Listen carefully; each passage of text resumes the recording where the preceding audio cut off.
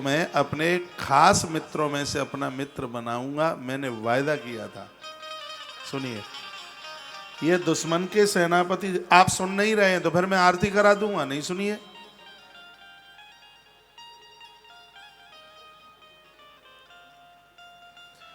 भगवान प्रभु श्री राम जी, देखो ये ऐसी बातें हैं जो सुनी नहीं है, जो सुनी नहीं है तो सुन लो।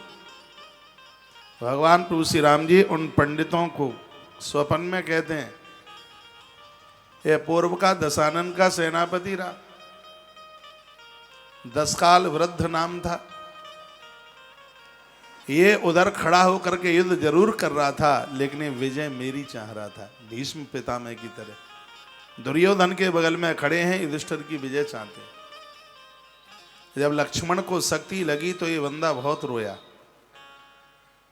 और वह अपने हाथ में मसाल लेता हुआ देखता हुआ लक्ष्मण के पास तक आया। लक्ष्मण की छाती में कितना बड़ा घाव है ये मुझे भी नहीं पता था, ये इसको पता था। इसने लिखा कि गाड़ी के पहिया के बराबर घाव था, तो ये सत्य है, गाड़ी के पहिया के बराबर ही घाव था। भगवान प्रभु श्री राम जी ने कहा, तुमने पढ़ने में गलती कर दी है। पहिया तो बहुत बड़ा होता है, लेकिन जिसमें धुरी डाली जाती है वो उतना बड़ा थोड़ी होता है, उसका तो क्षेत्र कम होता है। धुरी जानते हैं? हाँ, जिसमें गाड़ी की धुरी डाली जाती है वो उतना बड़ा नहीं होता जितना कि बड़ा पहिया है। तुमने ठीक से बाबा बलराम की बात को पढ़ा नहीं है। उसने सही लिखा है, पहिया में धुरी डाली जाती है, उसका जितना हिस्सा होता है, लक्ष्मण को शक्ति लगी थी तब वैसा ही उसमें छेद हो गया था।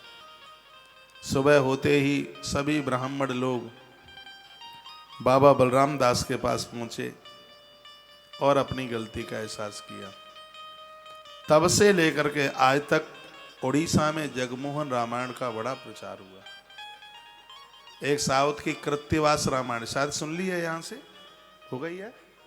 हाँ, कृत्यवास सुन ली, भुसुंडी रामायण सुन ली, अभी कुछ ही समय पहले भुसुंडी रामायण थी, भुसुंडी रामायण, और भी अभी काफ़ी और भी सुनी है। अब मुझे भी इतना ध्यान नहीं रहा कि कौन कौन सी रामायणें सुन ली गई हैं। तो कई दिनों से ये पोस्टर चल रहा था फेसबुक वगैरह पर, यूट्यूब पर, तो काफ़ी मेरे मित्रों के भी फ़ोन आए, कहा ये रामायण कहाँ से प्रकट हो गई है, कहाँ से आ गई है। मैंने कहा ये तो कथा 11 तारीख से होगी, तब ही इसके ऊपर चर्चा होगी। मेरे सामने ग्रंथ रखा हुआ है, इसका नाम है जगमोहन रामायण। 7 भागों में है रामायण। हाँ। 5 तो यहाँ टीवी पर भी आप देख रहे हैं, 2 और रखे हैं।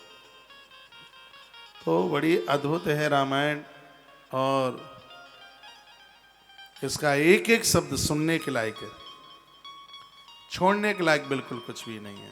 भगवान जगन्नाथ प्रभु ने प्रत्यक्ष रूप से प्रकट होकर बाबा बलराम दास जी को आदेश करके इस लेखन को लिखवाया। बलराम दास जी की रामायण का पाठ घर घर में उस समय होने लगा था। उनकी भाषा अत्यंत सरल रही है। पद 2 पंक्तियों में उन्होंने कुछ ही पंक्तियों में अपने पद को पूरा कर करके लिखा। अंतिम शब्द तालमेल की कुछ तुक्के होते ही हैं, पदों के अक्षरों की संख्या सर्वत्र समान नहीं होती। फिर भी उड़ीसा के वैष्णव धर्म के विष्णु मंदिर जगन्नाथ अवतारी, उनको ही राम समझ करके इन्होंने इस रामायण को लिखा। कृष्ण आदि अवतार के रूप में भी भगवान जगन्नाथ को जाना ही जाता है। इस धर्म में इनके ये बड़े आराध्य देव रहे हैं भगवान जगन्नाथ, उनके परम ये भक्त रहे। जगन्नाथ में इसी ब्रह्मत्व को दर्शित करते हुए उन्होंने रामायण को लिखा। जगन्नाथ जी को बलराम दास ने सर्वव्यापी, सर्वशक्तिमान तथा समस्त अवतारों का जन्मदाता रूप समझा। वो कहते हैं कि जितने भी अवतार हुए हैं वो सब जगन्नाथ भगवान के अवतार हुए हैं। ये उन्हें हमेशा बड़े भाव से जगन्नाथ ही कहते थे। जगतनाथ जगन्नाथ, जो संपूर्ण धरती का नाथ है, स्वामी है, उनका नाम जगन्नाथ है। सर्वदा नीलाद्रे स्थिति ही एतु सकल जात होंती, समस्त अवतार मान जात होइड़े पसे पुड़। उड़िया का शब्द है, यानी इसका अर्थ है कि जगन्नाथ को सर्वव्यापी सर्वशक्तिमान नीलगिरी पर्वत पर विराजित ऐसे प्रभु को सर्वशक्तिमान महात्मा बाबा बलराम दास जी ने समझा, बड़ा प्रचार किया। इन्होंने अपना पूरा जीवन पुरी में निकाल दिया। एक दिन इन्होंने मंदिर में भगवान जगन्नाथ के साथ माता लक्ष्मी का दर्शन किया। ये प्रत्यक्ष घटना है। इन्होंने भगवान को खूब प्रणाम किया। भगवान ने कहा, भगत हमें प्रणाम करते रहोगे, देवी लक्ष्मी को प्रणाम नहीं करोगे? तो उनके मुंह से निकल गया, प्रभु ये तो चला है, इनको क्या प्रणाम कर लूं? एक जगह तो रुकती नहीं है, चलती फिरती रहती है, चला है। लक्ष्मी माँ को इतना बुरा लगा और लक्ष्मी माँ ने उसी समय इनको श्राप दे दिया और कहा कि जीवन भर तुम पुरी में रहोगे, लेकिन जिंदगी के अंत में तुमसे जगन्नाथपुरी छूट जाएगी और कुएं में तुम गिर जाओगे और तुम अंधे हो जाओगे। ये माँ लक्ष्मी ने श्राप दे दिया। ये कथाएं बहुत कुछ बताती हैं। राम को पूजते हो, जानकी माई को पूजिए।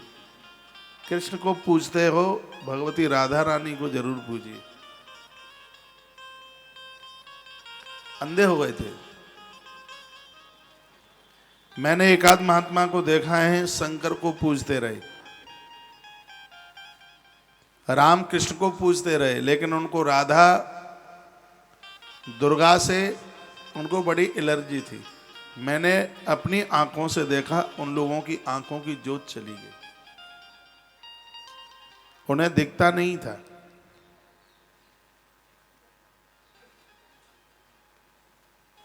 जैसे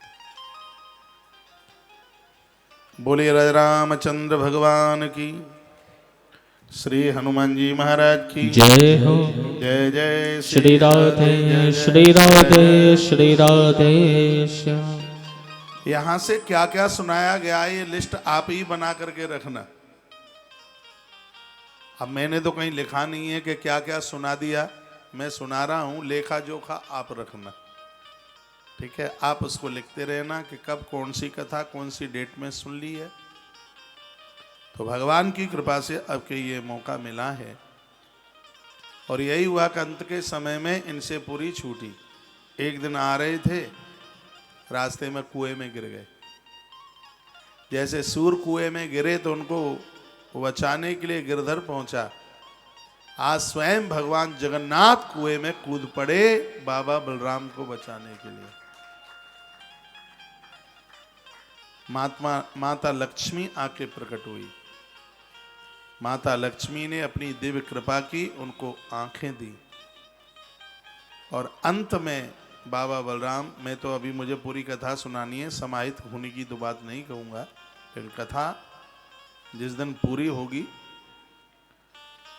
तब इनकी पूरी जीवनी बहुत विस्तार पूर्वक आप सुनेंगे। मैंने अभी संक्षेप में यहाँ इसलिए बोला है कि जिस ग्रंथ को हम सुन रहे हैं उसके लेखक के बारे में, उसके हृदय के बारे में तो कुछ पता होना ही चाहिए, तभी तो समझ में आएगी।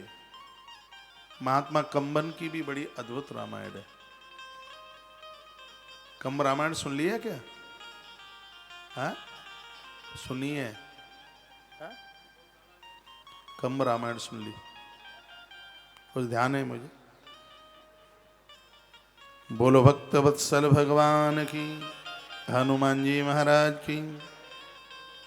सोमनाथ महापत्र कोले होइले संबूत, जहु पिता मोर विष्णुर भगति, तेड़ जगन्नाथ मोते दया कले, रामायण ग्रंथ मो बखाड़े। कहने लगे कि जगन्नाथ की कृपा मोह पे भई, उन्होंने मोह को आदेश करो कहा राम की कथा बखान ले। उन्होंने ही मोह शब्द दए, उन्होंने ही मोते जा ग्रंथ को लिखवायो। मुंह बल रामदास रामायण अवतारे थिली, बेहुड़ी धर डमू समस्त देखली। मते आज्ञा देले मर्त पुरक जिभु, कल जुगे जन्नु वर्ण कथा सुमिरहूँ तो ही जगन्नाथ प्रभु जे मोहर गुसाई। वो कहते हैं कि भगवान तो बहुत हैं, लेकिन मोइले गुसाई मेरो तो भगवान सबसे बड़ो भगवान जगन्नाथ है। इनकी प्रीति भगवान जगन्नाथ के चरणों में बहुत थी। आइए ऐसे बाबा बलराम दास के द्वारा रचित इस भावी ग्रंथ को हम आज श्री गणेश करते हैं, आरंभ करते हैं। इन्होंने राम रक्षा स्तोत्र के श्लोकों से मंगलाचरण किया। जो ध्यान राम रक्षा महर्षि वाल्मीकि जी ने भी ऐसा ही किया है। वाल्मीकि जी के शब्दों से ही इस कथा को आरंभ किया गया। सुने, बहुत आनंद आएगा। मन लग रहा है कि नहीं लग रहा है? संध्या का समय, संध्या के समय सोते नहीं है, जाग करके कथा सुनिए, नहीं तो सावधानी हटी दुर्घटना घटी। बहन अमिता सिंह, आपने कहा ये तो उड़िया में बोल रहे हैं महाराज जी। हाँ, मैं उड़िया में ही बोल रहा हूं। देखो तो सही कितना आनंद आएगा। संत कवि बलराम दास विरचित जगमोहन रामायण व दांडी रामायण। सबसे पहले मंगलाचरण है इसमें। रामं लक्ष्मण पूर्वजं रघुवरं सीतापतिं सुंदरं काकुत्स्थं करुणामयं गुणनिधिं विप्रप्रियं धार्मिकं राजेन्द्रं सत्यसन्धं दशरथतनयं श्यामलं शान्तिमूर्तिं वन्दे लोकाभिरामं रघुकुलतिलकं राघवं रावणारिम्। इन्होंने मंगलाचरण किया और कहा, मैं उन्हें प्रणाम करता हूँ जो रघुकुल में श्रेष्ठ हैं और लक्ष्मण के बड़े भाई हैं। लक्ष्मण को ये बहुत मानते थे। लखन की भक्ति के ऊपर बाबा बलराम दास बहुत समर्पित थे। आगे उन्होंने चर्चा की है, आप सुनेंगे। ग्रंथ को बड़ी श्रद्धा के साथ सुनना। जजमान बनकर के सुन रहे हैं, क्या आपकी बड़ाई का बखान करूं। और सत्य यही है, जितने दिन इस कथा को सुनते रहोगे उतने दिन घर बैठे जगन्नाथ भगवान के दर्शन करने का पुण्य प्राप्त करते रहोगे। टाइम ना मिले तो भी समय निकाल करके सुनते रहिएगा। पूरा टाइम ना सुन पाए तो कुछ समय सुनिएगा, लेकिन सुनिएगा जरूर। बाबा बलराम दास कहते हैं कि मैं उस राम को प्रणाम करता हूं जो लक्ष्मण के बड़े भाई हैं, ककुत्स वंश में जन्म लिए हैं और मां सीता के स्वामी हैं, गुणों के भंडार हैं और ब्राह्मणों के बहुत ज्यादा प्रिय हैं, धर्मज्ञ हैं, राजाओं में इंद्र के समान है। शब्द लिखा है ना कि राजेंद्रम सत्यसंधम। यदि किसी का नाम राजेंद्र हो, राजेंद्र प्रसाद, और उन्हें अपने नाम का अर्थ ना पता हो, तो राजेंद्र का अर्थ होता है जो राजाओं में इंद्र की तरह है,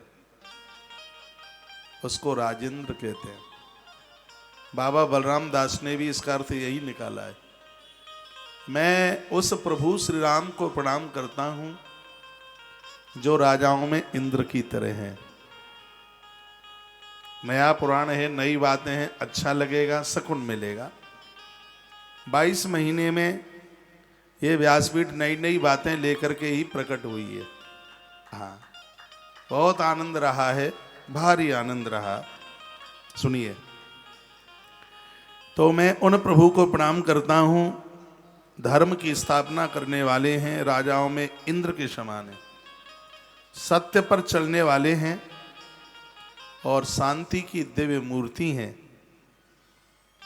रघुकुल के तिलक हैं और रावण का हनन करने वाले हैं। वो कौन हैं? वो राघव हैं। ऐसे प्रभु राघव को मैं प्रणाम करता हूं। वंदे लोकाभिरामम रघुकुल तिलकम राघवम रावणारी। रावण जिनका हरि शत्रु रहा है, जो रावण का उद्धार करने वाले हैं, मैं उन्हें वंदन कर रहा हूं, प्रणाम कर रहा हूं। फिर कहा कि दक्षिणे लक्ष्मणो धन्वी बामे त जानकी शोभा पुरतो मारुतिर्यस्य तं नमामि रघुत्तमः। रामाय रामचंद्राय रामभद्राय वेधसे रघुनाथाय नाथाय सीताया पतये नमः। जिनकी दाहिनी और धनुधारी लक्ष्मण तथा वाम भाग में माता जानकी शोभा पा रही है, जिनके ठीक सामने चरणों में वायुपुत्र हनुमान जी विराजित हैं, उन रघुकुल में श्रेष्ठ श्री राम जी को हम और आप सब नमस्कार करते हैं, प्रणाम करते हैं। जो राम, रामचंद्र तथा रामभद्र के नाम से विख्यात हैं, उन रघुवंश के नाथ सीता जी की, सीता माँ के पति को महात्मा जी बोलते हैं कि हम और आप सब वंदन करते हैं, प्रणाम करते हैं। राम जी को नित्य प्रणाम किया करो। बंदहूं नित्य प्रणाम। गोस्वामी तुलसीदास जी ने बहुत प्रणाम इन्हें किया एक चौपाई के साथ।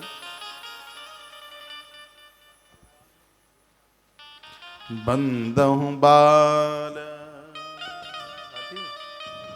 बंदहूं बाल रूप सोई रामो बंदहु बाल रूप सोई रामो बंदहु बाल रूप सोई रामो बंदहु बाल रूप सोई रामो मंगल भवन अमंगल हारी द्रवहु दशरथ अजर बिहारी द्रवहु दशरथ अजर बिहारी मंगल भवन अमंगल हारी द्रवहु दशरथ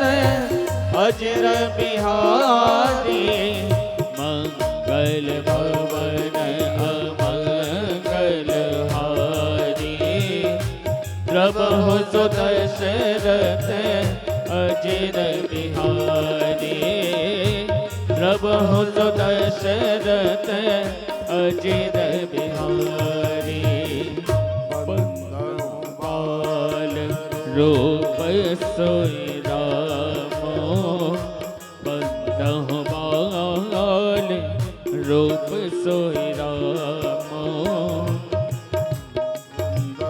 बाल रूप सोई रामो सब सिद्ध सुलभ जपत जिस नामो सब सिद्ध सुलभ जपत जिस नामो बंदहु बाल रूप सोई रामो सब सिद्ध सुलभ जपत जिस नामो बंदहु बाल रूप सोई रामो सब सिद्ध सुलभ जपत तिस नामो सब सिद्ध सुलभ जपत तिस नामो। बोलिए रामचंद्र भगवान। जय हो। मैंने कई बार कहा है किसी देवी देवता का मंत्र आपको मिला है, प्रभु श्री राम जी का नाम रोज लीजिए। राम के बिना कहाँ जीवन में आनंद है। राम कहो आराम मिलेगा। राम का नाम ऐसा है जो विष को भी अमृत बना देता है। और ऐसा राम का नाम है जिसमें ओम लगाने की जरूरत नहीं है, वो स्वयं ओमकार है। चलते फिरते खाते पीते बैठते जो जपा जा सकता है वो प्रभु राम का नाम है। इतना सरल है, इतना सीधा है, बड़ा प्रभावकारी है। आज इस नाम की महिमा बाबा बलराम दास के लेखन में आप सुने। राम जी को उन्होंने प्रणाम किया, गणेश वंदना की, कहने लगे बंधे गणनाथ हे गौरी नंदन, कपाले शोभित जार श्री खंड चंदन, अयोन संभूते जाको दुर्गा कले जात, सदाशिव तात जे पार्वती देवी मात, नमो गणनाथ मोर घेन वाकु सेवा, प्रसन्न होइण मोते पद कहीं देवा। अपनी उड़िया में बोले हैं, वो कहते हैं हे गिरिजा के पुत्र, हे गणों के नाथ, तुम्हारे मस्तक पर श्रीखंड चंदन है, सुशोभित हो रहा है, मैं आपकी वंदना करता हूँ। आप अयोनिज हैं, आप किसी के गर्भ में नहीं गए, माता ने तुम्हें दिव्य शक्ति के द्वारा तुम्हें प्रकट कर दिया है। सदाशिव महादेव तुम्हारे पिता हैं, माँ पार्वती तुम्हारी माता है। हे गणों के नाथ, मैं आपको प्रणाम करता हूँ। मेरी सेवा को स्वीकार करके प्रसन्न हो के मुझे पदों का स्मरण करा दीजिएगा। मेरी लेखनी रुके नहीं, ये कहा नमो गणनाथ मोर घेन वाकु सेवा, प्रसन्न होएण मोते पद कहीं देवा। मेरे ऊपर प्रसन्न हो जाओ और मुझे शक्ति दे दो। थोड़ी आवाज बढ़ाएं संस्कार के यूट्यूब की। मुझे ये शक्ति दे दो कि मेरा पद रुकना नहीं चाहिए, मेरी कलम रुकनी नहीं चाहिए, ये कृपा कर दो। भगवान जगन्नाथ ने कहा था कि गणेश की स्तुति करना मत भूल जाना। भगवान जगन्नाथ ने उनको प्रेरणा दी थी, तो ये बात तो हमारे और आपके लिए। नित्य अपनी मंगल वाणी में रोजाना भगवान गणेश का नाम लो। श्रीमन महागणाधिपतये नमः। एक श्लोक याद कर लो। गजाननं भूतगणाधिसेवितं कपित्थजम्बूफलचारुभक्षणं, उमासुतं शोकविनाशकारकं, नमामि विघ्नेश्वरपादपङ्कजम्। भगवान गणेश को 12 नाम, 12 नामों से रोज उनको उच्चारण कीजिएगा, आनंद हो जाएगा। बच्चों को सुना। भगवान गणेश जी के 12 नाम कई बार आपके बीच में निवेदित किए हैं, निवेदन किए हैं। तो बाबा बलराम दास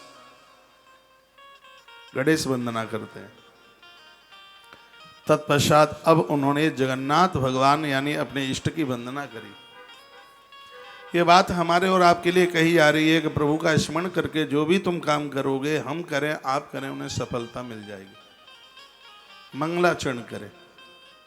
मंगलाचरण करने से आचरणों में मंगलता आ जाती है, जीवन मंगलमय हो जाता है।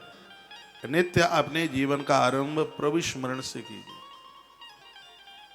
हम जिन देवताओं का ध्यान करेंगे वो देवता हमारे हृदय में आकर के बैठ जाएंगे।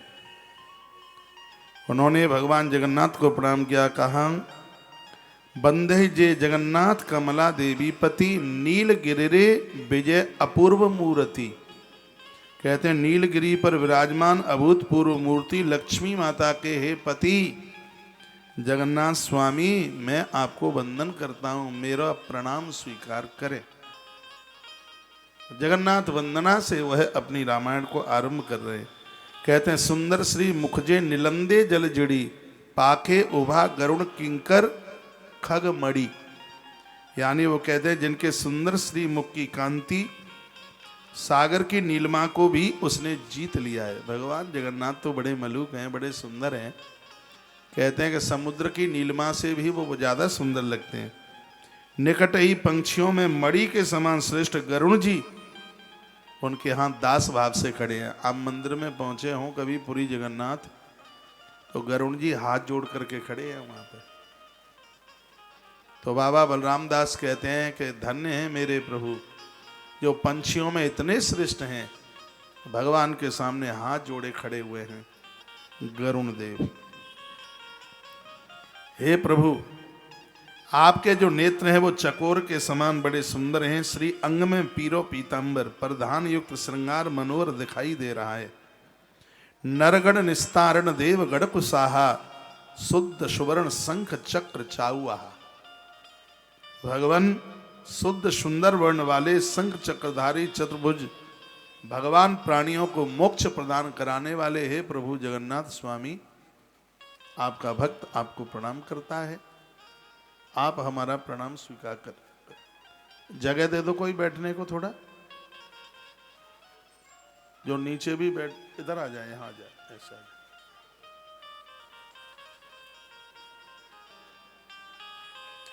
बोलिए बांके बिहारी लाल की, श्री हनुमंत बलवंत महाराज की जय हो। जय जय श्री राधे श्री राधे श्री राधे श्याम। गगने हृदय चिन्ह चंद्र किरण बैजंती माला, गोट दिशे शोभा मन।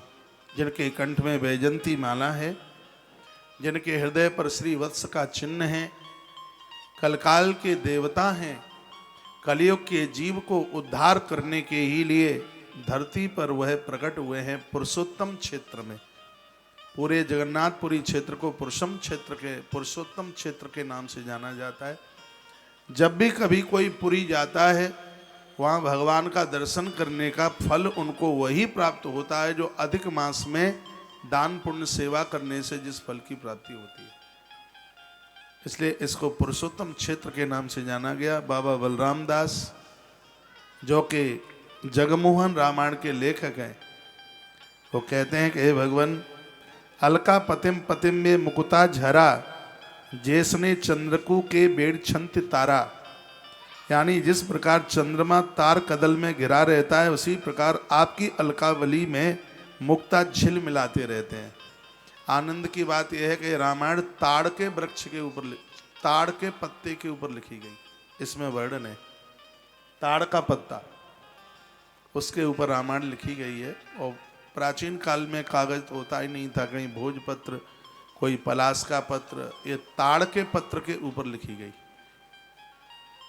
जब भी ये लिखी गई थी, लगभग इस रामायण को 700 साल हो गए हैं, और ये ताड़ के पत्र के ऊपर, ताड़ पत्र के ऊपर इसका लेखन हुआ। भगवान आपका गंडस तल सुंदर सिंदूर के तिलक से सुशोभित हो रहा है। ग्रीवा में पड़े मणिमय चंद्रहार ने संसार की शोभा को जीत लिया है। कितनी भी देवताओं की सुंदरता कितनी भी हो, लेकिन मेरे जगन्नाथ प्रभु से सुंदर तो मुझे कोई लगता नहीं है। भगवान मैं प्रार्थना आपको कर रहा हूं, आप ही तो धरती पर आकर के प्रभु राम बनते हैं। आपके अग्रज ये बलराम हैं, यही तो धरती पर आकर के श्री लखनलाल बनते हैं। हे प्रभु, आप मेरा प्रणाम स्वीकार करें, और आपने जो मुझे आदेश दिया है उसको मैं भली भांति से निभाता हुआ भगवान मैं अपने कार्य में सफल हो जाऊं। सिरमौर जगन्नाथ आप विराजमान हैं, माता रुक्मणी, सत्यभामा, ये सब आपकी माता रुक्मणी के ये बलभद्र उनके सुपुत्र हैं। सत्यभामा आपकी देवी है, रोहिणी आपकी माँ है, रुक्मणी आपकी गृहिणी है, सत्यभामा आपकी गृहिणी है। साक्षात लक्ष्मी ही रुक्मणी के रूप में चल करके आती है। आपका दास आपको प्रणाम करता है, और वही धरती पर दिव्य शक्ति माँ भगवती जानकी सीता के रूप में प्रकट होती है।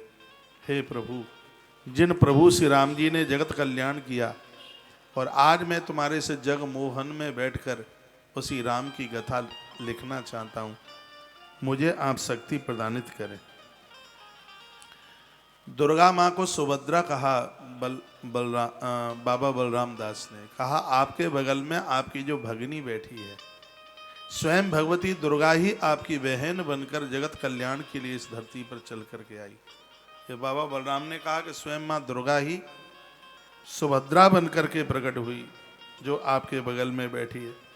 शंख और चक्र को धारण किए मंदिर के ऊपर गोलाकार सुदर्शन, हे भगवान उस पर ध्वजा लहराती, विनीता नंदन गरुण आपके द्वारपाल, दक्षिण पार्श्व में कल्प नाम का कल्प वृक्ष सुशोभित है। आपड़े द्वारपाल के विनतार वत्स, दक्षिण पार्श्वरे कल्प नामे बट। ऐसा बताते हैं कि भगवान जगन्नाथ के मंदिर में इंद्रलोक से कल्प वृक्ष स्वयं उसको लाया गया और वहां स्थापित किया गया। तो कई पदों में भगवान जगन्नाथ की स्तुति स्मरण बाबा ने किया और कहा कि ऐसे एक आप ही हैं दुनिया के देवता जहां 18 जाति के लोग आपकी सेवा में लगे हुए हैं। भगवान जगन्नाथ की सेवा में रसोई बनाने से लेके झाड़ू पोंछे तक वो कहते हैं कि 18 जाति के लोग, लिखा है छाया डोही शेष धर अष्टादश जाति, 18 जाति के लोग समस्ते चतुर्भुजे से स्वर्ग कुंभ विशंति। तुम्हारी सेवा करते करते ये लोग तो स्वर्ग को भी विसार देते हैं। तुम्हारी सेवा के आगे कोई ये कहे स्वर्ग चाहिए क्या, तो कह देते हमें स्वर्ग नहीं, हमें जगन्नाथ प्रभु की सेवा चाहिए। आनंद की बात यह है कि जितने भी लोग वहाँ सेवा में लगे हैं वो पगार कोई नहीं लेता, पैसा नहीं लेता, तनख्वाह नहीं लेता। 500-700 लोग तो भोजन प्रसाद बनाते हैं प्रभु जगन्नाथ का। वर्णन है इस जगमोहन रामायण में। पूरी दुनिया का सागर सूख जाएगा लेकिन जगन्नाथ भगवान के कुओं का जल नहीं सूखेगा। जब कुएं में गिर गए थे बाबा बलराम दास, 5 सखाओं में से एक हैं, तब कहा कि देखो लक्ष्मी ने तुम्हें श्राप दे दिया तो उसके लिए मैं तुम्हें यह आशीर्वाद वरदान दिए देता हूं, अब मेरी रसोई हमेशा हमेशा के लिए कुएं के जल से ही बनेगी। आज भी कूप जल से ही भगवान की रसोई बनती है। तो बड़ी अच्छी अच्छी बातें हैं। मृत्यु पर भितरे जम्बू द्वीप, व्रतखंड उत्कल देसरे जे अभिनव मंड, दक्षिण सिंधु तीर रे जेवड़ जयपुर, नील सुंदर गिरिरे विजय चक्रधर। भगवान आपने इस नीलांचल पर्वत को आपने स्वीकार किया है। हे भगवान, देवताओं ने भी ब्रह्मा से एक बार पूछा था, हे पिता आप ये बताइए कि कलयुग के प्राणी को कौन तारेगा। तो भगवान ये कहने में मैं बड़ा आनंदित मग्न हो रहा हूँ। विधाता ब्रह्मा ने कहा था कि स्वयं नारायण ही कलयुग के जीव का उद्धार करने के लिए जगन्नाथ बनकर के विराजित हो गए हैं समुद्र के किनारे। प्रभु आप इस जगत कल्याण के लिए आप धरती पर चल करके आए हैं। आपके किरीट कुंडल तेजस्वी चतुर्भुज रूप, भगवान जो आंखें एक बार देख लेते हैं गड़ जाती हैं, आपके रूप को देखते देखते आंखें हटती नहीं हैं। जिनका दर्शन चर्म चक्षुओं से करने पर मोक्ष मिल जाता है। मैं भाग्यशाली हूं कि दिन रात ऐसे प्रभु जगन्नाथ प्रभु के दर्शन में करता रहता हूं। हे भगवान, मैं आपसे प्रार्थना करता हूं मुझे ऐसी शक्ति आप दे दें, मैं विस्तार पूर्वक आपने जो राम जी के रूप में अवतार लिया है उस चरित्र को मैं विस्तार पूर्वक लिख सकूं। यह कृपा आप मेरे ऊपर कर दें। आप ही दुष्टों का संहार करने के लिए, पृथ्वी का भार हरने के लिए, संतों की रक्षा करने के लिए आपने अपने स्थान का परित्याग कर दिया वैकुंठ से। ऐसे आप ही हैं। ये बाबा बलराम दास बोल रहे हैं, कहते हैं भगवान श्री राम ठाकुर जे जानकी देवी पति, समस्ते अवतार होइले मंचरेटी। कोई भी अवतार हो, राम हो कृष्ण हो, वो आप ही तो हैं। आपकी शक्ति ही जानकी बन करके आई। आपने इन भक्तों के लिए अपने देवलोक का त्याग कर दिया, साकेत का आपने गोलोक का त्याग कर दिया। उस चरित्र का गायन वाल्मीकि जी ने किया है। भगवान, क्या वो शक्ति आप मुझे नहीं देंगे? जिस कथा को महर्षि वाल्मीकि ने गाया, मेरा भी मन हो रहा है और आपका आदेश भी है तो मैं तो निरक्षर हूँ, मुझसे कुछ भी नहीं आता, और ये आपकी कृपा के बिना ये संभव नहीं है। जब तक व्यक्ति इतना विनम्र, इतना सरल नहीं बनेगा, तब तक वो कुछ बढ़िया कर नहीं सकता। ये पद लिखे हुए हैं, इसमें इस कवि की निर्मलता, निष्कपटता का वर्णन किया है। जितना आदमी सरल होगा उतनी ही उसकी ग्रोथ, उतना ही उसका उत्कर्ष ज्यादा होगा। राम जी घर घर में पूजे, राम जी की सरलता देखिए, कितने सरल हैं राम। भगवान परशुराम क्रोध में है भारी, लेकिन राम का चढ़ तो देखें, हुई है केव एक दास तुम्हारा। भगवान जिसने इतनी बड़ी गलती करी है, वो कोई आपका ही दास हो सकता है। रामाय राम भद्राय रामचंद्राय वेदसे रघुनाथाय नाथाय सीताया पतये नमः। भगवान शंकर बोले, कहते हैं देवी जो ये नाम है ये इतने मनोहारी हैं, आनंद कर देने वाले। राम का एक एक नाम और देवताओं के हजारों हजारों नामों के ऊपर है। राम का भक्त बन जाना ये राम की ही कृपा है। प्रभु श्री राम जी की कृपा के बिना यह बिल्कुल संभव नहीं है। राम की कथा सुनने को मिल जावे, इस रघुवंशी राम की ही कृपा है। आज आंख में आंसू आ गए, कभी रो पड़ा। बाबा बलराम दास जो इसके लेखक हैं, वाल्मीकि ऋषि मने मने भाले बारू, जसोवंतर जुगरे नारद भिबारू। नारद जी के कहने से, नारद जी के कहने से बाबा वाल्मीकि इतनी बड़ी रामायण लिख गए, इतनो बड़ो महाकाव्य लिख दयो। आपके कहे से मैं भी तैयार हूं, लेकिन इतनी सी शक्ति आप दे दो हमें। हे प्रभु, इस रामायण में कहीं मैं अपनी बड़ाई नहीं लिखूं। आपसे मेरी यह प्रार्थना है। मृग छाल उपरे बसले मुनिवर, वाल्मीकि कहिले बचन सधीर। मृग छाला पर बैठ करके उसने जो लिखा, उसकी महिमा विधाता ब्रह्मा जी ने गाई। उन राम की असुरों का नाश करने के लिए देवताओं की विनय सुन करके भगवान ने मृत्यु लोक में मानव रूप में इस धरती पर अवतार ग्रहण किया। हे पुरुषोत्तम प्रभु, हे जगन्नाथ प्रभु, मैं उन्हीं की कथा लिखने के लिए आपसे अनुमति और आपसे आज्ञा मांगने के लिए बैठा हूं। यहाँ पर वर्णन है कि देव मंदिर में से भगवान जगन्नाथ प्रत्यक्ष रूप से प्रकट हो गए थे जब यह रामायण लिखी जा रही थी। और भगवान ने ये खुद कहा था कि कलयुग में जो तुम्हारी लिखी गई इस रामायण का श्रवण करेंगे, वह लोग पाप मुक्त हो जाएंगे, उनके जीवन में किसी भी प्रकार का अपराध नहीं रहेगा। क्योंकि भगवान का नाम ही ऐसा है, पापी भी जिस नाम को सुमर लेता है। गोस्वामी जी ने लिखा है, पापी हूँ जाकर नाम सुमिरहि,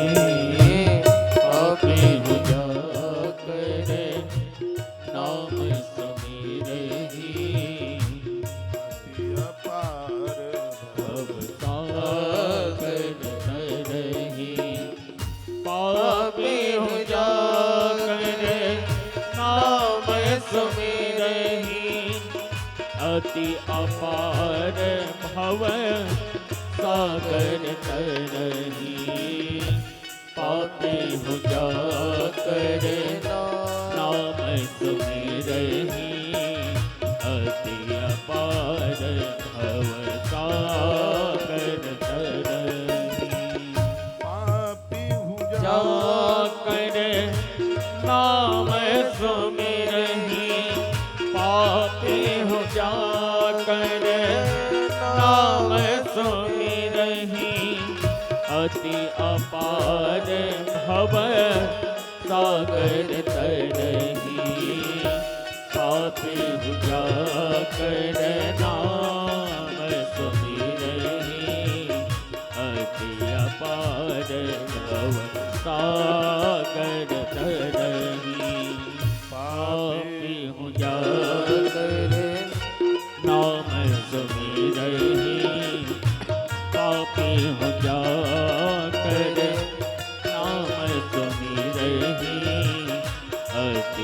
भव सागर तरही। बोले भक्त वत्सल भगवान की। अब भगवान मैं आपसे प्रार्थना इसलिए बार बार कर रहा हूं कि मैं कुछ गलत न लिख दूं, क्योंकि नारद जी ने वाल्मीकि जी को कहा था कि यदि कोई बात गलत लिख दी तो नरक में जाना पड़ेगा। महात्मा बलराम ने कहा कि साम वेद की एक ऋचा में से वाल्मीकि जी ने 50,000 श्लोक बना के तैयार किए राम जी के ऊपर। वाल्मीकि रामायण में तो 24,000 हैं वर्तमान समय में, जो वर्तमान समय में रामायण मिल रही है वाल्मीकि रामायण, उसमें 24,000 है श्लोक।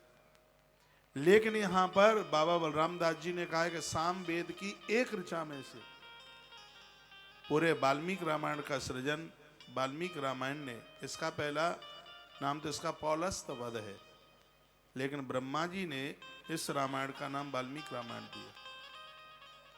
तो बाबा बलराम दास जी ने ये लिखा हुआ है कि साम वेद की एक ऋचा में से 50,000 श्लोक बनाकर तैयार किए गए थे राम जी के लिए। नई बात है। एक बड़ी सुंदर और बात कही है कि नारद जी ने कहा था कि यदि तुमने कुछ गलत लिख दिया तो नरक जाना पड़ेगा। भगवान सेठारू रामायण समापन हुई वे, 4 श्लोकरु 4 ऋषि करवे संभवा। कुछ ऋषियों के नाम इसमें लिए हैं कि उन्होंने बड़ी बड़ाई करी उस रामायण की। भगवान मेरी प्रार्थना आप सुन करके मुझे ये शक्ति दीजिएगा कि मैं इस रामायण को प्रमाणित लिख पाऊं। 4 श्लोकों से उसे 4 ऋषि संपादित करेंगे। वो ब्रह्मा जी बोले तो उस रामायण की इतनी कदर बढ़ गई, सुनकर वाल्मीकि जी प्रसन्न हो गए थे और नारद जी से यह कहकर वो स्वर्ग चले गए। नारद जी, जो 4 ऋषियों के कहने की बात थी सो पार्वती से भगवान त्रिनेत्रधारी शिव ने कहा, यहां से बाबा की बात आरंभ हो रही है। भगवान प्रभु ने वरदहस्त रख दिया और अब यहां से मंगलाचरण पूरा हो गया है और बाबा की रामायण आरंभ हुई, जिसको हम और आप जगमोहन रामायण के नाम से समझ रहे हैं। कुछ प्रश्न किए गए हैं। क्या क्या माता के प्रश्न हैं? ईश्वर कहु छंती सुडंती पार्वती ते कथा वडवाक अटे मोरमती। भगवान शंकर जी को माता पार्वती ने कुछ प्रश्न किए हैं। उसी चरित्र का वर्णन करने की इच्छा लेकर के बाबा बलराम दास बैठे। उन्होंने भगवान विष्णु के चरणों में शरण ग्रहण करी है। सबसे पहला प्रश्न है माता का कि असुर रावण का विनाश भगवान ने कैसे किया। रावण का विनाश भगवान ने कैसे किया, ये जगमोहन रामायण यहाँ से आरंभ हो रही है। ये कथा भगवान शंकर ने किस जो सुनाई है वो लिखा। भगवान महादेव ने जो पार्वती को सुनाया वो बड़ा सरोधार करने के लायक है। कैलाश पर्वत की कंदरा में भगवान शंकर विराजमान थे। सुन लो, ये कथा ना मानस में है और ना महर्षि वाल्मीकि जी ने लिखी, ये स्वयं भगवान जगन्नाथ प्रभु ने लिखवाया। वो सुन लीजिए। इसी समय चतुर्मुख ब्रह्मा जी वहां पर पधारे, दर्शन हुआ। वरुण, कुबेर, नैऋत्य आदि सभी इन देवताओं ने इस महापुरुष को भैया दर्शन दे दिए। समस्त देवता वहां पर देखने के लिए पधारे हुए थे। दक्ष प्रजापति का वध कर देने से सदा आनंद में स्थित रहने वाले भगवान शंकर को अपराध लग गया, पाप लग गया। जब दक्ष को भगवान भोलेनाथ ने उसकी गर्दन उतार दी, यहां से इन्होंने लिखना शुरू किया है, सदानंदर देह जे पापरू पीड़िता दक्ष प्रजापति के जेड़ु से कले बदल। यानी इसका अर्थ यह है कि दक्ष प्रजापति आखिर में तो वो ऋषि ही था, ब्रह्मा जी का पुत्र है, तो शंकर जी को पाप लग गया, हत्या लग गई। तेड़ कर शरीरे व्यापिला आस व्याधि, शंकर जी के पूरे शरीर में व्याधि हो गई, बीमारी हो गई, बहुत ज्यादा परेशान थे। पिता अबद दोष जे सदा सब अंगे लागी। इसी कारण शरीर में रोग जाकर के फैल गया, उनके बद का पाप उन्हें लग गया। ये प्रजापति पार्वती जो पहले सती थी, उनके जो पिता थे, उन्होंने शिव को योगी रूप में वहां पर वर्णन नहीं किया, वो तो सब आपको सती चरित्र में पता ही है। उल्टा पुल्टा कहा, गाली गुलियां भी दे दी। वो प्रसंग बस उसमें वर्णन किया गया। मां भगवती सती भगवान शंकर की आज्ञा के बिना उस यज्ञ में पहुंच गई। महादेव ने कहा भी था, बिन बोले यदि भवानी जाओगी तो कल्याण नहीं होगा, तेज नष्ट हो जाएगा। लेकिन यहां पर इस कवि ने लिखा है कि जब माता सती वहां उस यज्ञ में गई, ये कथा पार्वती पूछ रही है। पार्वती ने कहा कि तुम्हें बीमारी कैसे हो गई, तुम कैसे बीमार हो गए, इसके बारे में आप हमें बताएं, फिर तुम ठीक कैसे हुए ये भी आप हमें बता दें। तो भगवान भोलेनाथ कहते हैं कि जब मैं बहुत ज़्यादा परेशान था, बहुत ज़्यादा मुझे दिक्कत थी, उस समय वहाँ पर देवसी नारद और भी कई ऋषियों का आगमन हुआ। स्वयं विधाता ब्रह्मा चल करके आए और उन्होंने मुझे तारक मंत्र दिया। 1000 वर्ष तक मैंने उस तारक मंत्र का जप किया और उस तारक मंत्र से मैं बिल्कुल ठीक हो गया। मैया ने पूछा कि उस तारक मंत्र के बारे में आप मुझे बताएं, तारक मंत्र क्या है, ये पूरी की पूरी कथा आप हमें सुना दें। कालेन सदाशिव तहांकुम हेले विवाह आनंदे भोग कले बिलसे दुर्लभा। रोग जब समाप्त हो गया था तो गंगा के तट पर भगवान शंकर एक दिन घूमते हुए जा रहे थे। पार्वती बिल्कुल संग में थी। एक दिन पर्वत के नीचे बैठ गए तो मैया ने उनसे कुछ प्रश्न कर दिए थे। कहा कि इसके बारे में आप हमें बताएं। लीला देख करके अद्भुत रूप से भगवान शंकर इस कथा को वह सुनाने लगे। वो सुन लीजिएगा। बोलिए भक्त वत्सल भगवान की, श्री हनुमंत बलवंत महाराज की जय हो। 27 दिन में भगवान शंकर कहते हैं मैंने 1 लाख मंत्र का जप किया। 27 दिन में भोलेनाथ कह रहे हैं इस ग्रंथ में, हे पार्वती मैंने 1 लाख मंत्र मैंने 27 दिन में जपे। और उस मंत्र का यह प्रभाव था कि मुझे दक्ष को मारने की जो हत्या लगी थी, पाप लगा हुआ था, जिसके द्वारा मुझे व्याधि हो गई थी।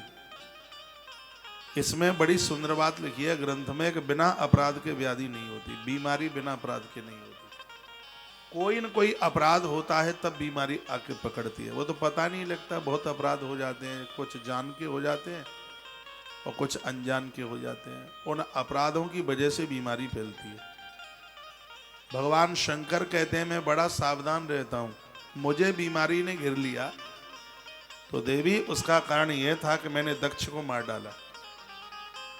मुझे इतना आवेश, इतना क्रोध आया और मैंने वीरभद्र को आज्ञा दी और उसको मौत के घाट उतार दिया और उसके मरते ही मेरे पूरे शरीर में बीमारी फैल गई। मैं बहुत विचलित था, मैं बहुत परेशान था। ऋषियों का मैंने आह्वान किया, सब संत मेरे पास में चल करके आए। मैंने उनको अपनी तकलीफ बताई। शंकर कहते हैं पार्वती, ऐसे महात्मा ही हैं, महापुरुष हैं जिनको अपने हृदय की बात बताई जाती है और सबको नहीं है। वही हमारा समाधान, वही हमारा निदान करते हैं, वही हमारा निदान करते हैं। उनको अपने हृदय की बात बता देनी चाहिए। और मैंने उन्हें अपने हृदय की बात बता दी। मैंने कहा कि मैं रोग से ग्रसित हूं, मुझे बीमारी हो गई है, मुझे व्याधि ने घेर लिया है, मेरा कोई कल्याण कीजिएगा।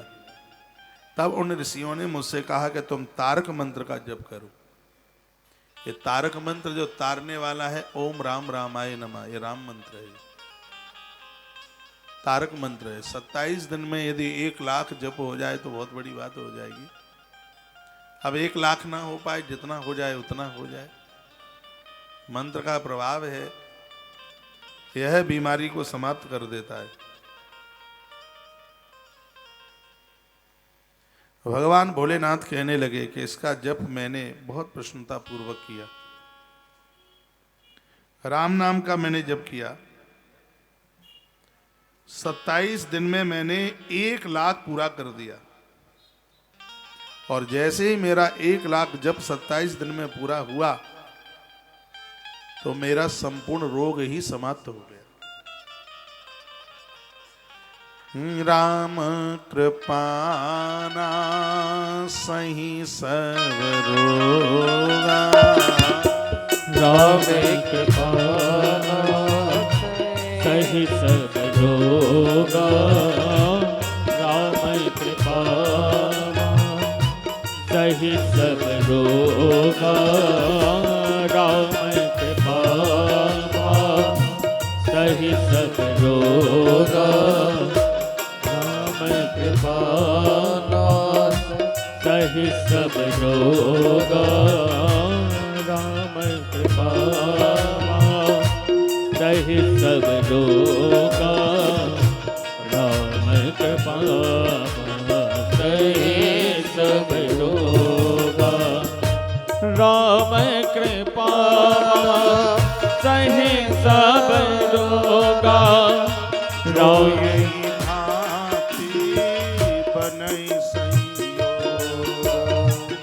राम भांति बनई संयोगा। राम कृपा सही सब रोगा। यही भांति बनई संयोगा। यही भांति बनई संयोगा। यही भांति बनई संयोगा। यही भांति बनई संयोगा।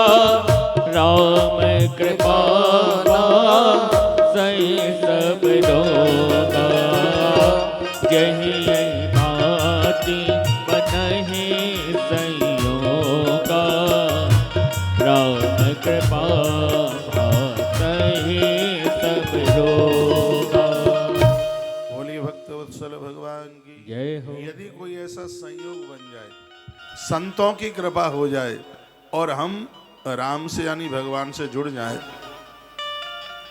तो जीवन के संपूर्ण रोग, जीवन की संपूर्ण परेशानियां खत्म हो जाएंगी।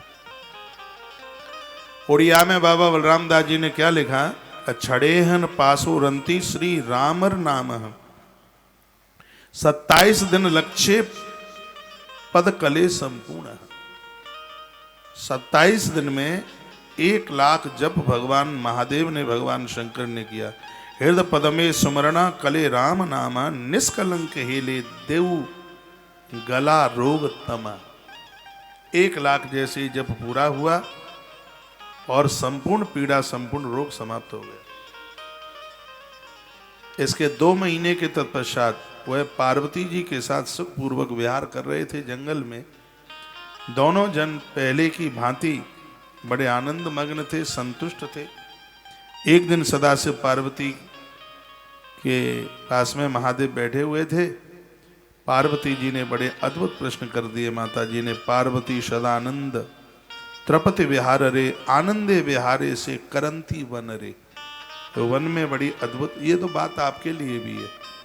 कभी घर में बैठकर एक दूसरे से प्रश्न कर दिया करो, कोई कथा कभी तुम सुनाओ। पुरुष लोग दिन भर बाहर रहते हैं, रात्रि को सुना दिया करो कि आज महाराज ने ये बात कही, तारक मंत्र बता देना। कितना बढ़िया तारक मंत्र बताया है, संपूर्ण रोगों को खत्म करने वाला। लेकिन आपको तो चैन ही नहीं पड़ेगा जब तक डॉक्टर साहब न ले लें थैली, तब तक।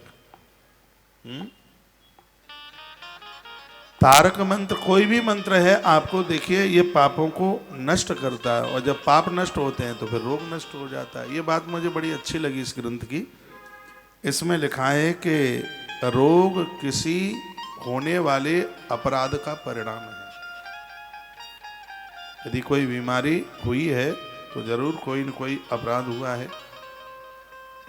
उन अपराधों को नष्ट करने के लिए ही तो भगवान के नाम की जरूरत है, परमात्मा के जप की आवश्यकता है।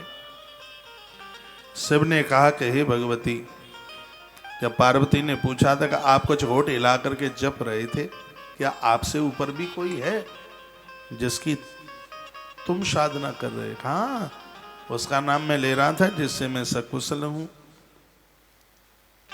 मैं उसका नाम ले रहा था।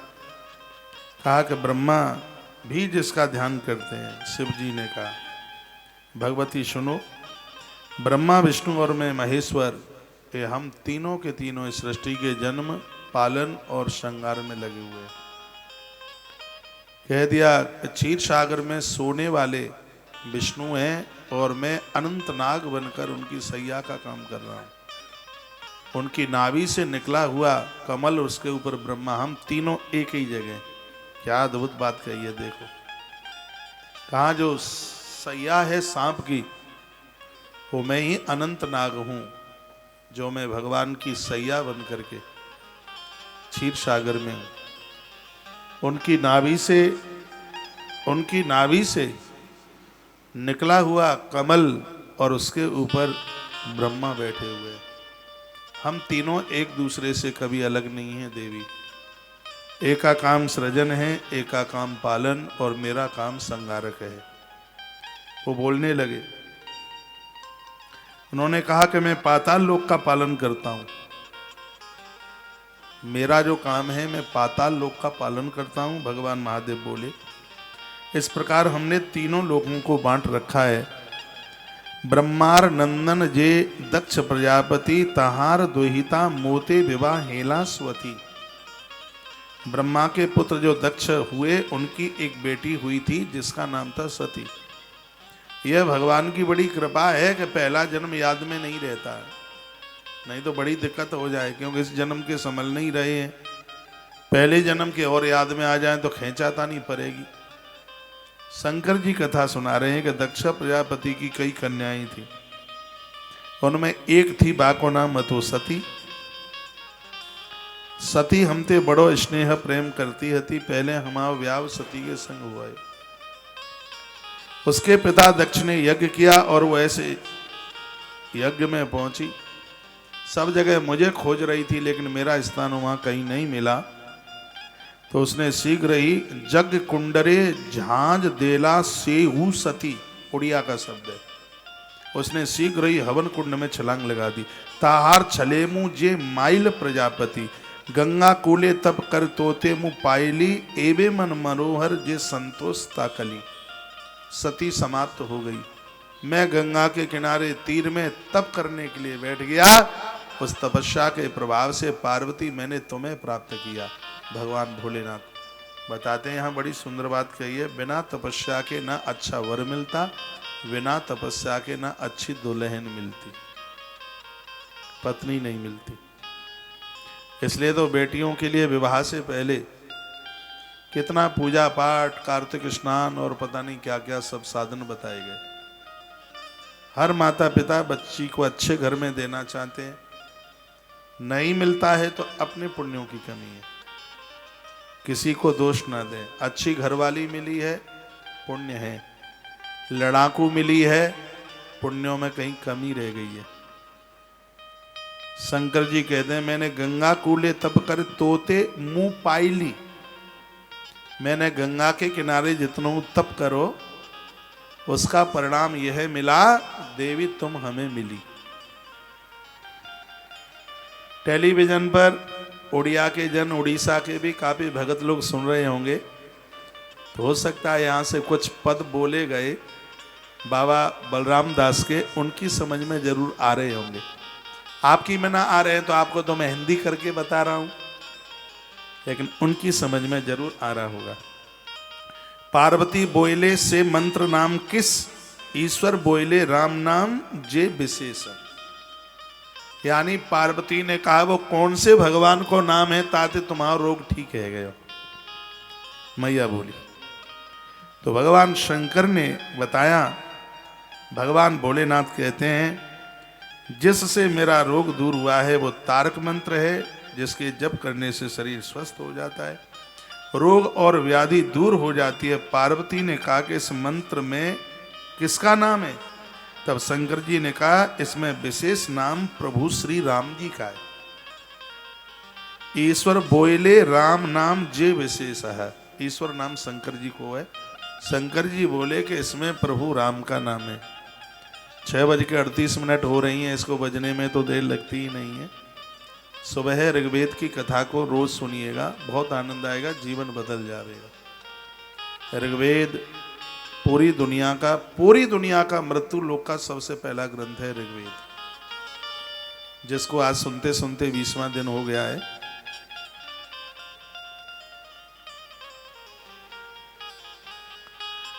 अभी वो चलेगी कथा, काफी दिनों तक चलेगी।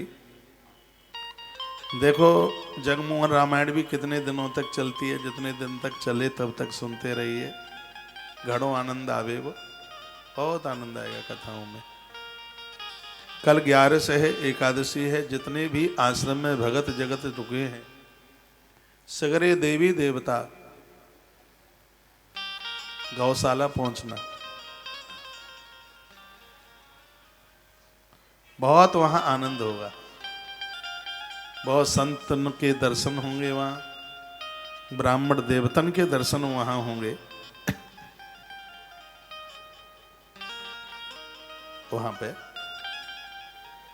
कथा दोनों समय चलेगी, सुबह ऋग्वेद की कथा भी होगी और शाम को ये जगमोहन रामायण कथा भी, इसका भी आप पूरा का पूरा आनंद ले पाएंगे।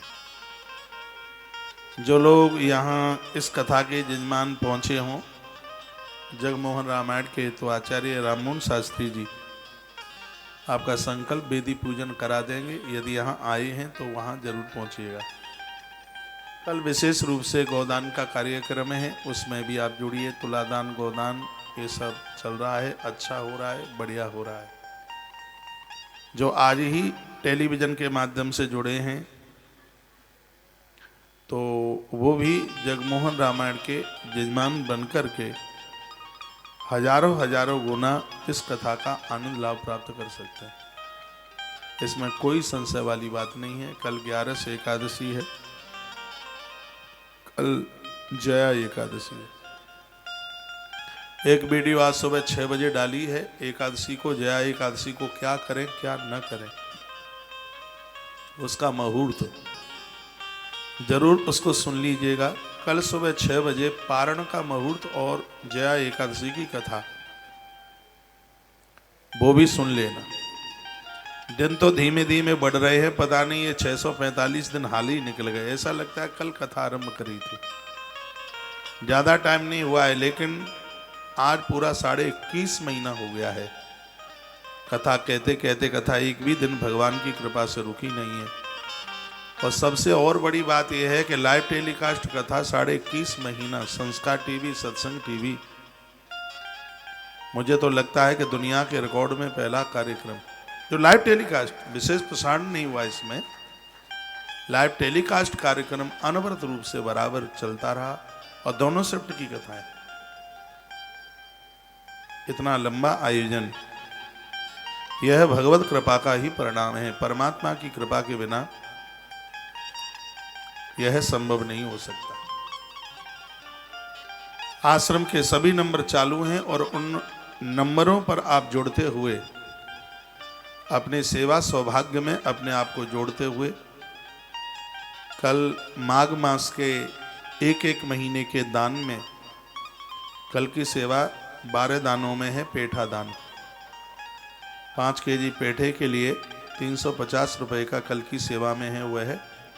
थोड़ा थोड़ा आप सब कर लेंगे, आपका माघ भी अद्भुत हो ही जाएगा। ये रोज की सेवा से आप जुड़े ही हैं। एक बार फिर मैं आपको कहूँगा, 14 तारीख को यहाँ पर विशेष डॉक्टर्स लोगों की टीम के द्वारा आँखों का परीक्षण और चश्मा वितरण, इसमें भी आप अपनी श्रद्धा रखते हैं तो इसमें भी अवश्य में सहयोगी बने।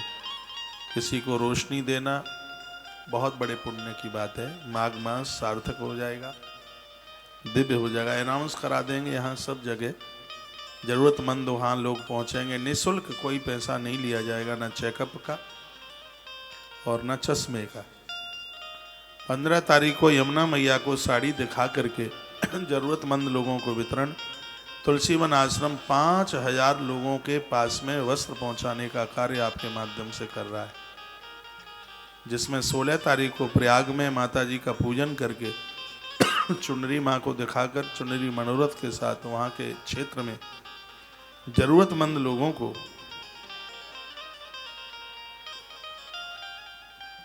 वहाँ पर वस्त्रों का और भी सामान सामग्री का वितरण होगा। उसमें भी आपको यह लगता है कि कार्य बहुत अच्छा हो रहा है, ठीक हो रहा है, बढ़िया हो रहा है, तो उसमें आप अवश्य में जुड़िएगा। और उसकी सहयोग राशि सब आपको जानकारी में है। 15 लोगों के वस्त्रों के लिए 21,500 रुपये का सहयोग है। 5 लोगों के लिए 5 साड़ियों के लिए सिर्फ 11,500 रुपये का है। उससे ज़्यादा भी कर सकते हैं।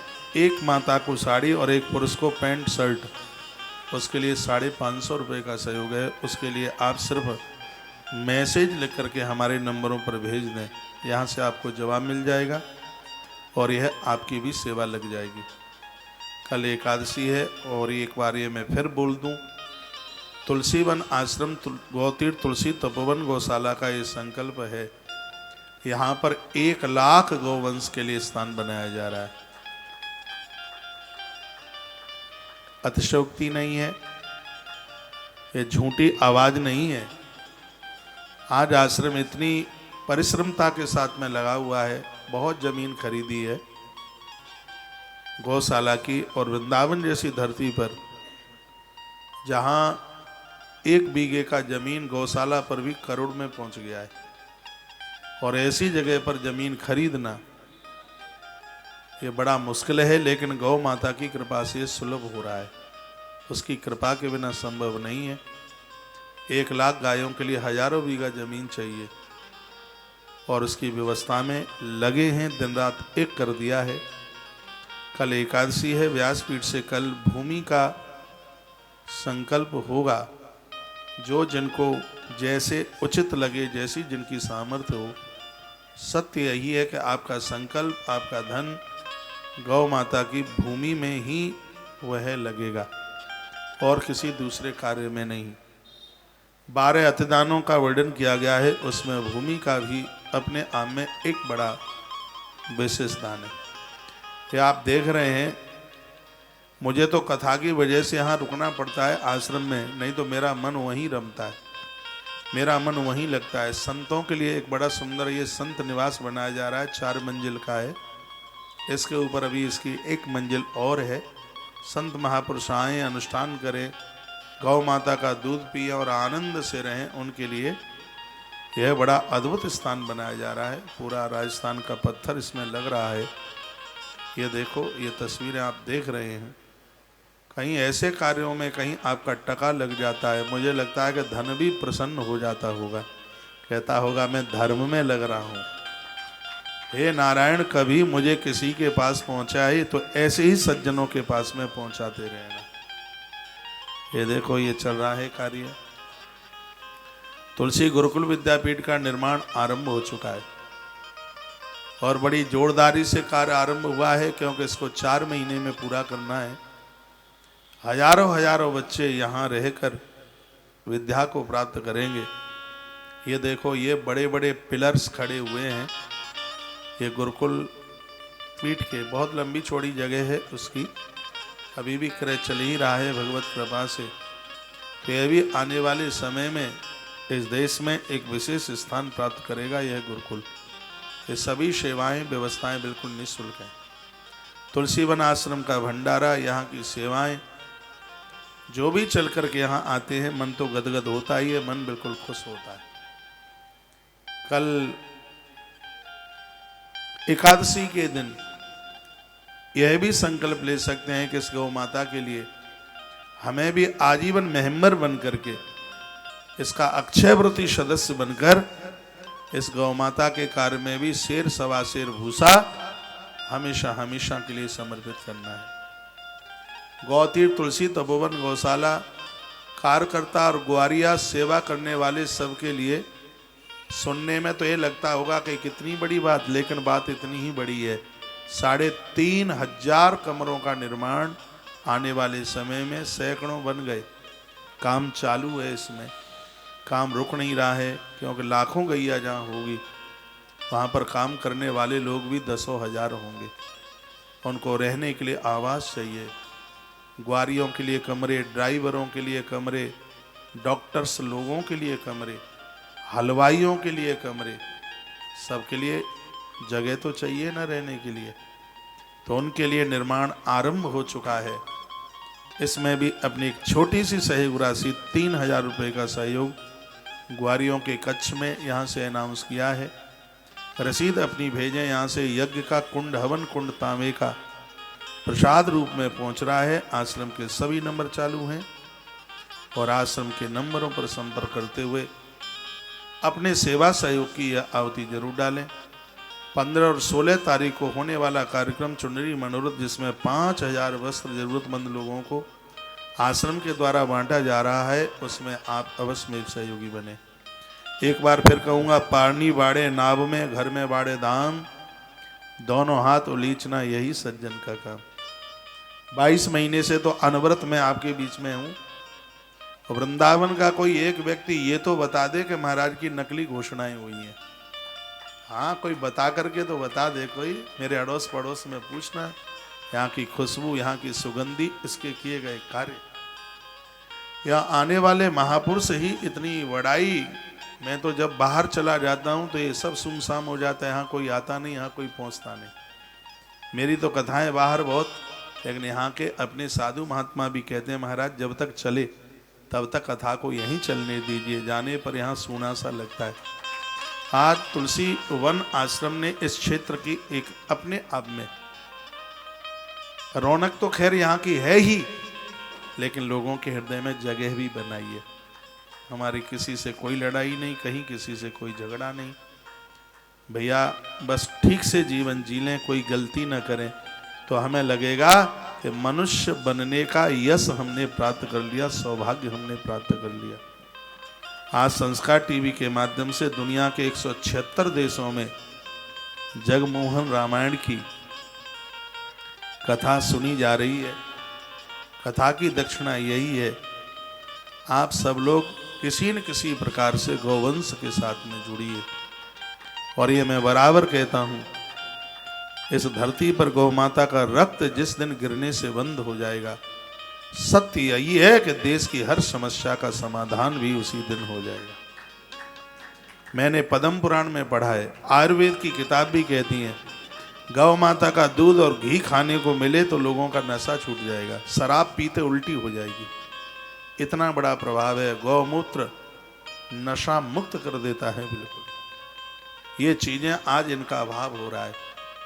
ये पुनः समाज में आवे, कैसे भी गैया बचे, गौ माता बचे, जो हजारों हजारों बीमारियों को दूर करती है, परमात्मा से मिलाती है। ऐसे गौवंश को मजबूती मिले। चोकर की गाड़ियां आप देख रहे हैं, सैकड़ों कट्टे रोजाना, सैकड़ों बोरी रोजाना चोकर के अनाज के गौ माता के लिए लगते। सर्दियों में हमारी गौ माता ने 500 मन से ज्यादा गुड़ खाया हुआ।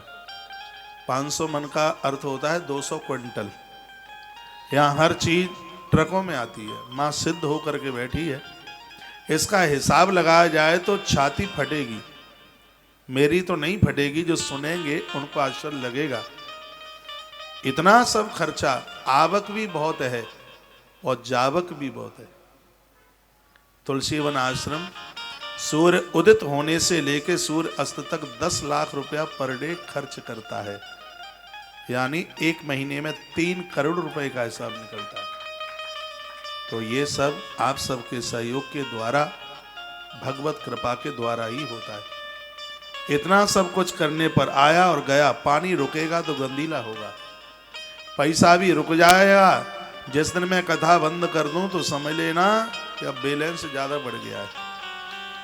और जब तक कथा कहता रहूं तो ये समझ लेना कि सब गोदाम खाली पड़े हैं। हाँ, कुआ खोद करके पानी पीना है। पूरा जीवन समर्पित है पूर्ण रूप से सेवा कार्य के लिए, गौवंश को बचाने के लिए। मैं धरना नहीं देता, मैं काम करने वाले लोगों में से एक हूं। धरना देने से समय व्यर्थ में बर्बाद करने में उसमें मिलेगा क्या? जितना टाइम धरना देने में लगाओ उतना समय गौ सेवा में लगा दो ना। हाँ, जिस समय ये देश, ये सब तस्वीरें आज की आप देख रहे हैं। एक और आनंद की बात सुन लो, हरे घास की मंडी का भाव तुलसी तपोवन गौशाला से खुलता है। कल हरा चारा मंडी में क्या भाव बिकेगा, ये गौशाला रेट निकालती है डेली। इतना चारा लगता है गौशाला में। हाँ, जब तक तुलसी तपोवन गौशाला के खरीदार लोग नहीं पहुंच जाते मंडी में, तब तक मंडी में भाव नहीं उजागर होता। लोग इंतजार करते हैं, कहते हैं भाव तब निकलेगा जब तुलसी तपोवन गौशाला का कोई खरीदार यहाँ पहुंचेगा। ट्रकों के ट्रक आते हैं डेली हरे चारे के लिए। तो हमारे लिए तो बहुत प्रसन्नता की बात है कि वृंदावन क्षेत्र की मंडी का भाव, चाहे भूसा का भाव हो, चाहे हरे चारे का भाव हो, तुलसी तपोवन गौशाला के द्वारा तो मंडी का भाव निकलता है डेली का। आज मैं परिक्रमा मार्ग में था, सुनिए, परिक्रमा मार्ग में एक कांटे से हम चारा ले रहे थे गायों को डालने के लिए। तो वो कहते हैं महाराज जी अपने लोगों को बता दीजिए हम क्या बेचेंगे, भाव उनके द्वारा निकाला जाता, हमें माल ही नहीं मिलता। मैंने आकर के फिर बात करी, क्यों ऐसा कुछ होता है क्या? तो वो बोलते हैं, आश्रम के कर्मचारी लोग कहते हैं महाराज जी जब तक हम पहुंचते नहीं तब तक मंडी का भाव ही नहीं खुलता। बोली लगाई जाती है और हमें गौ माता के लिए चारा बहुत बड़ी मात्रा में चाहिए, तो फिर भाव तो हमें ही निकालना पड़ता है। तो ये मैं कोई अभिमान वाली बातें नहीं कह रहा हूँ, ये मैं बड़ी अति प्रसन्नता के साथ आज गौशाला का इतना डेवलपमेंट है, इतनी ऊंचाई ये पकड़ रही है, हर रोज यहाँ गौवंश बढ़ रहा है। देशी गाय आसपास के लोग लेकर के आते हैं, कभी ये नहीं कहा जाता कि हम गैया नहीं लेंगे, बस वहाँ जर्सी गाय के लिए जगह नहीं है। आने वाले समय में उसको एक जीवन देने के लिए कुछ ऐसा अलग से बना देंगे, लेकिन इन गायों में नस्ल नहीं बिगाड़ी जाएगी, यहाँ नहीं बो रहेगी। तो एक बार फिर मैं आप सबको कहूँ, आप सभी गौ भक्तों के लिए मैं ये कहना चाहूँगा कि आप इस गौवंश के साथ में जुड़िए। छोटी छोटी सेवाएं, एक इतना बड़ा रोड सड़क हाईवे बन रही है, जाने वाले लोगों के लिए रास्ता, महाभारत में लिखा हुआ है जो रास्ता बनवाते हैं उनके लिए वैकुंठ के रास्ते खुल जाते हैं। महाभारत में मैंने पूर्व में सुनाया होगा। इसमें एक छोटी सी आहुति डाल करके और इसे भी आप, इस कार्य को भी आप एक ताकत दे दें। कल एकादशी है, 11 से है।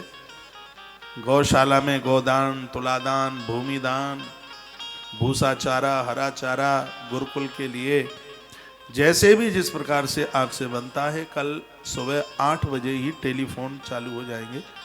8 बजे यहाँ मंगलवाणी पूरी होगी और 8 बजे ही मोबाइल, कल 8 बजे से लेकर के 10 बजे तक सभी मोबाइल चालू रहेंगे। आप सब अपनी अपनी सेवाएं, भले ही आपने पूर्व में हजारों बार सेवाएं लिखाई हैं, लेकिन कल जया एकादशी है, अपनी एकादशी को धन धन, खाली फुल्का छोड़ने से काम नहीं चलेगा।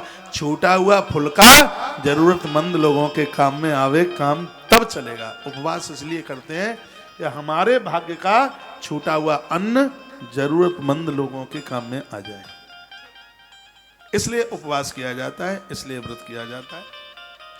तो मैं आप सबको कहना चाहूँगा, अभी मैं एक बार रात्रि को फिर आपसे धर्म यात्रा कार्यक्रम में मिलूंगा, सुबह मंगलवाणी कार्यक्रम में मिलूंगा। एक बार फिर मैं कह दूं कि नाम चालू हैं, एक ट्रक भर के नए कपड़ों से यहाँ से जाने वाला है, उसमें आप अपनी सहयोग राशि, गौ माता के अक्षयव्रती मेंबर और कल से आरंभ होने वाला अनुष्ठान जगमोहन रामायण के यजमान बनकर सौभाग्य प्राप्त कर लें। भगवतीय कार्य है।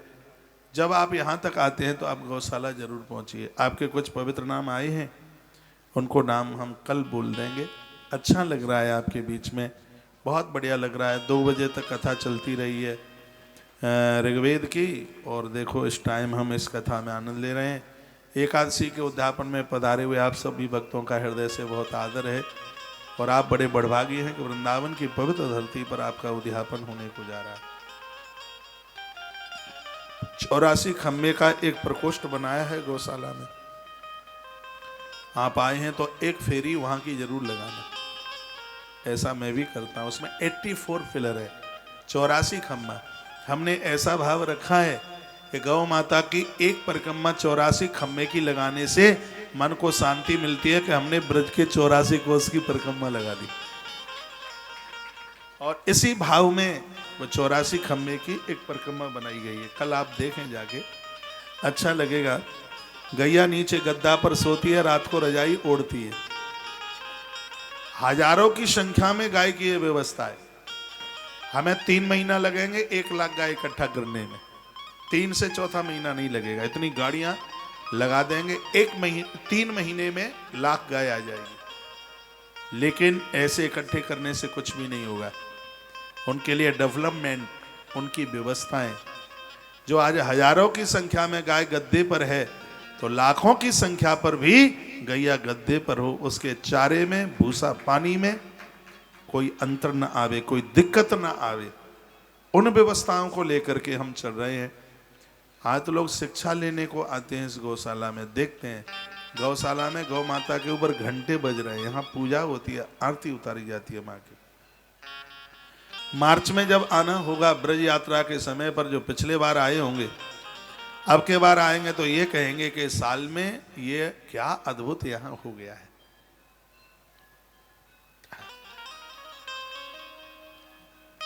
तो आप इसमें सब सहयोगी बनिए, सेवा कार्य में जुड़िए। आश्रम के सभी नंबर चालू हैं। आपके कल पवित्र नामों का अनाउंस मैं खुद करूंगा। आप आश्रम के नंबरों पर जुड़ करके अपने पूर्वजों के निमित्त ये सहयोग, चाहे भूमि दान के लिए हो, चाहे और तमाम सेवाओं में हो, हर प्रकार की सेवा तुलसी वन आश्रम के माध्यम से सबको जोड़ने का सौभाग्य दे रही है। आप सब इसमें जरूर जुड़े। आइए भगवान प्रभु श्री राम जी को एक छोटा सा भजन 2 पंक्ति का समर्पित कर दें।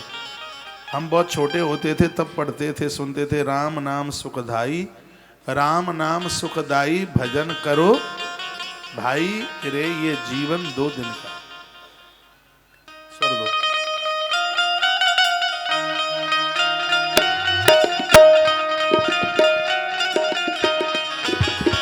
जय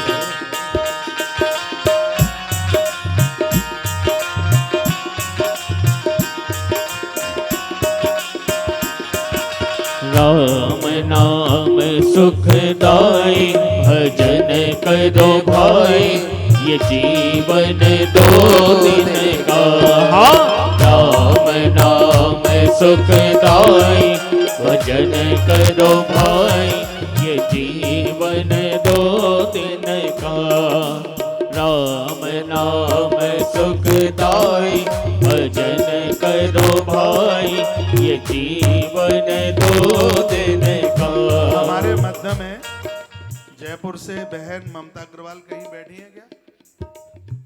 बढ़िया, धन्यवाद। राम नाम सुखदाई, भजन करो भाई ये जीवन 2 दिन का।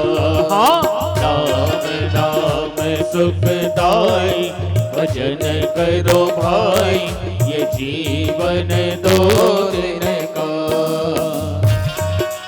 जय हो।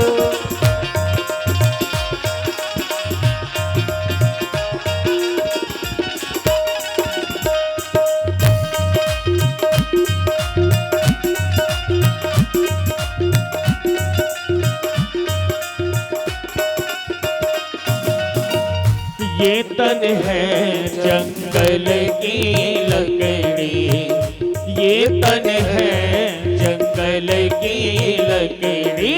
आग लगे जल जाए, भजन करो भाई ये जीवन 2 दिन का।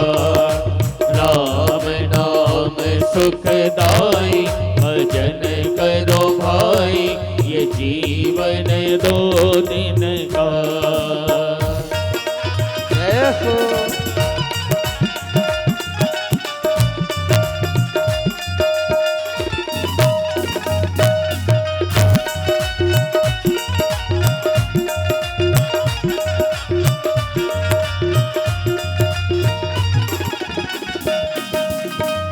ये तन है कागज की पुड़िया, ये तन है कागज की पुड़िया।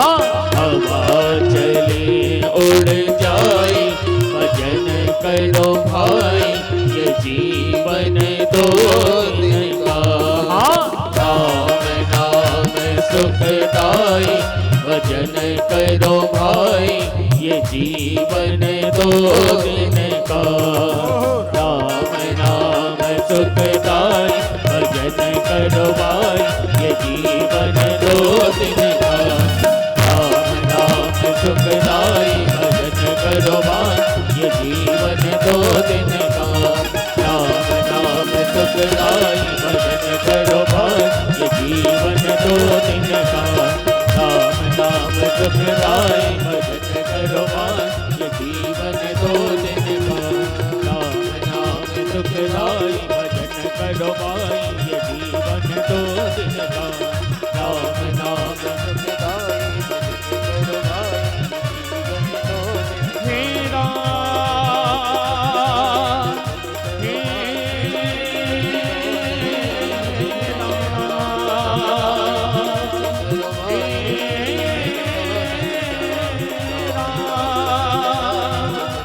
हे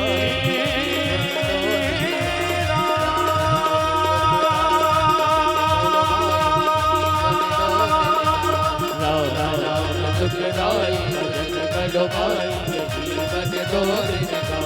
राम नाम सुखदाई भजन करो भाई ये जीवन दो दिन का। बोलिए रामचंद्र भगवान की जय हो। तो भगवान शंकर कहने लगे कि हे पार्वती, वेदाता ब्रह्मा जी मेरे पास आए और उन्होंने मुझे तारक मंत्र दे दिया। जाडिडम देवकम घेन विधाता अईला तारक मंत्र कही स्वर्ग कुम पुड़गला। वहां की भाषा में है, उन्होंने मुझे मंत्र दिया। ईश्वर बोले राम नाम जे विशेष है। वही राम जी का मंत्र तारक मंत्र है। कहने लगे जम्बू द्वीप में देवी एक जगह का नाम है अयोध्या। भगवान ही 4 रूप से वहां प्रकट होइला। अयोध्या श्री राम लक्ष्मण जे भरत शत्रुघ्न 3 मातंग डार 4 भाई जाड़। यानी वही ईश्वर हे देवी 4 रूप से प्रकट हुआ। ज्येष्ठ राम, भरत, लक्ष्मण और शत्रुघ्न। जन्म होड़ लेउ असुर नाश कले। निशाचरों का नाश करने के लिए परमात्मा ने इस धरती पर हे देवी अवतार लिया। शंकर जी बोल रहे हैं। माता पार्वती ने कहा प्रभु बहुत अच्छा लग रहा है, इस कथा को आगे बताएं। बोलो भक्त वत्सल भगवान की जय हो। श्री हनुमान जी महाराज की जय हो। आज के आनंद की जय हो। जय जय श्री जय राधे जय। श्री राधे श्री। क्या आप में से हमें कोई उड़ीसा से भी सुन पा रहे हैं क्या? यदि उड़ीसा से उड़िया से आप सुन रहे हैं तो एक मैसेज लिख करके जरूर भेजिएगा। तो भगवान शंकर जी पार्वती को सुनाते हैं। पार्वती बोइले जे तांक मंत्र सार तांकर मंत्र धैले व्याध हेला दूर। इस मंत्र की व्याख्या थोड़ा विस्तार पूर्वक आप मुझे करें, क्योंकि जब आप मुझे बताएंगे तो इस माध्यम से जो लोग तारक मंत्र का जप करेंगे प्रभु उनकी व्याधि दूर हो जाएगी। तो शंकर जी बोले देवी अब तो 7:06 हो रही हैं, इसकी विधि कल बता देंगे। तो आज की कथा को यहीं विराम होगा और तारक मंत्र का व्याख्यान कल विस्तार पूर्वक आप सुनेंगे। इस कथा को बहुत अच्छा लगेगा। अभी तो आज शुरुआती दिन है, पहला दिन है। एक बार बाबा बलराम दास जी का दर्शन कर लें। जगन्नाथ भगवान के 5 सखाओं में से एक इनका नाम आता है। जगन्नाथ भगवान के ये परम मित्र भी हैं, परम भक्त भी हैं और भगवान जगदीश जगन्नाथ जी की कृपा से ही यह जगमोहन रामायण लिखे हैं। एक बार मैं कह दूं, इसका नाम तो दंडी रामायण था, लेकिन भगवान जगन्नाथ ने कहा नहीं, ये मेरे जगमोहन में यानी मेरे सामने जो बरंडा बना हुआ है इसमें लिखी गई है, इसलिए इसका नाम जगमोहन रामायण होगा। तो आज भी उसको जगमोहन रामायण के नाम से जाना जाता है। तो लोगों ने तो फिर